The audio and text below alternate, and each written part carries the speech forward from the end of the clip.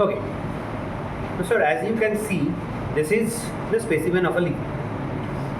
Now, whenever you are holding up the specimen of a lever, the first thing that you do is you take up a forceps and then put it through the inferior vena cava. Now, if you put it through the inferior vena cava, what happens is the forceps will now guide you to keep the inferior vena cava as a vertical structure.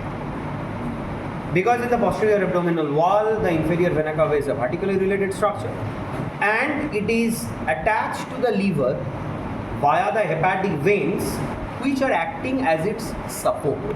So it is the hepatic veins draining into the inferior vena cava from the lever are acting as the support, and the idea of holding it in anatomical position is that you will just hold this structure, that is the forceps, in a vertical plane.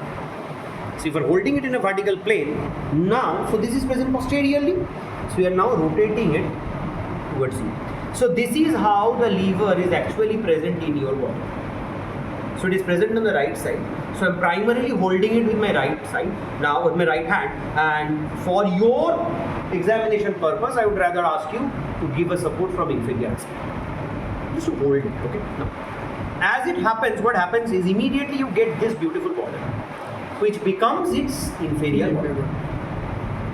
At the same time, if you look posteriorly, you actually find one of the border passing along the superior margin of the this one, that is inferior vena cava, and another border that would pass along the posterior border of the inferior vena cava. So the one that is passing over, so it starts from, this is, let's just first understand the right and the left.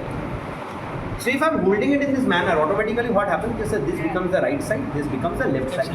So this is the left lobe of the lever, which is much narrower and much smaller, whereas this is the right lobe of the lever, which is much bigger in size. So if we now rotate it, so start from the tip of your, this one, that is the left lobe, go along the margin, that is the attachment of the coronary ligament. So this is the part of the left coronary ligament. Go along the upper margin of the inferior vena cava. Go along the attachment of the superior layer of coronary ligament on the right side. So this is basically the superior coronary ligament on the right side. Go to the edge, form the right triangular ligament. Come back along the inferior layer of the right coronary ligament.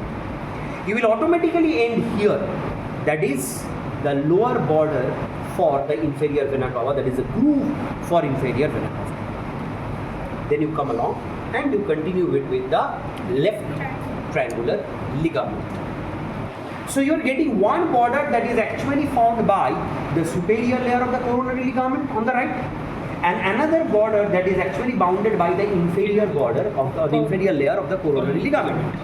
So the one that is formed by the superior layer of the coronary ligament is the posterior-superior border, whereas the one that is with the inferior layer of the coronary ligament, that is the posterior-inferior. Now if you keep this in mind, automatically what happens is you get the entire boundary of the bare area, because superior layer of the coronary, inferior layer of the coronary, and you saw that they are getting diverged from upper part or upper margin for groove for inferior vena cava to lower margin of groove for vena cava. So base, side, and the apex is the right triangular. So that's your bare area. Okay. So keeping this in mind, we will now hold the lever in its true anatomical position, whereby this particular surface basically becomes its anterior surface.